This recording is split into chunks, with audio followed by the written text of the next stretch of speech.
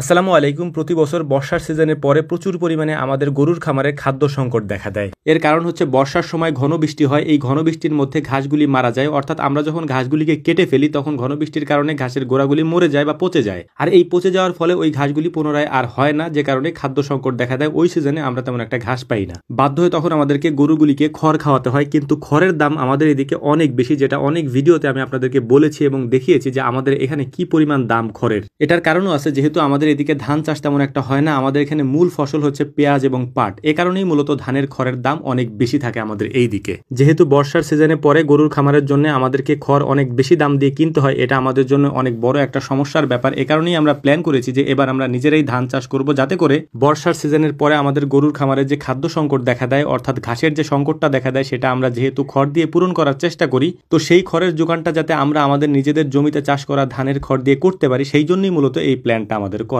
আমরা প্ল্যান করেছিলাম যে অল্প কিছু জমিতে আমরা ধান চাষ করব, এই জন্যই মূলত আমরা কিছু চারাও দিয়েছিলাম। কিন্তু আমরা পরে চিন্তা করে দেখলাম আমাদের পাট কাটার পরে ওই জমিগুলি প্রায় 3 মাস পর্যন্ত ফাঁকা থাকবে, তাই চিন্তা করলাম যে এই জমি ফাঁকা না রেখে এই জমিগুলিতে আমরা ধান লাগিয়ে দিই। এতে করে বর্ষার শেষের দিকে এই ধানগুলি যখন উঠবে তখন আমরা এই ধান থেকে খড়গুলিও পাবো, এবং ওই সময় যেহেতু আমাদের গরুর খামারের খাদ্য সংকট দেখা দেয়, তখন আমরা আমাদের নিজেদের জমিতে চাষ করা এই ধানের খড় দিয়েই আমাদের গরুর খামারের খাদ্য সংকটটা কাটিয়ে উঠতে পারবো ইনশাআল্লাহ। প্রথমে আমরা প্ল্যান করেছিলাম 10 কাঠা জমিতে আমরা ধান লাগাবো, এই জন্যই মূলত হচ্ছে আমরা অল্প কিছু ধানের চারা দিয়েছিলাম যাতে করে 10 কাঠা জমি হয়ে যায়। কিন্তু যেহেতু পরবর্তীতে আমরা প্ল্যান করেছি যে অনেকগুলি জমিতে আমরা ধান লাগাবো, এ কারণেই হাট থেকে গিয়ে আমাদেরকে চারা কিনতে হচ্ছে, যাতে করে আমরা প্রায় 3 বিঘা জমিতে ধানগুলি লাগাতে পারি। যদিও আমাদের প্ল্যান ছিল যে 3 বিঘা না 4 বিঘা জমিতে লাগাবো, তবে আপাতত আমরা 3 বিঘা জমিতে লাগাবো। এবং 1 বিঘা জমিতে আমাদের ঘাস লাগানো আছে, ওই ঘাসগুলির মধ্যে পানি হয়ে গিয়েছে, যেহেতু এটা বোনা ঘাস, এই কারণে হচ্ছে যে মূলত ওই ঘাসগুলি আমাদেরকে কেটে নিয়ে আসতে হবে। এবং ওই জমিতে যখন আমরা ঘাসটা কেটে নিয়ে আসবো জমি থেকে, তখন ওই জমিটাতে আমরা সুন্দর করে চাষ দিয়ে ওইখানেও ধান লাগিয়ে দেওয়ার চেষ্টা করব,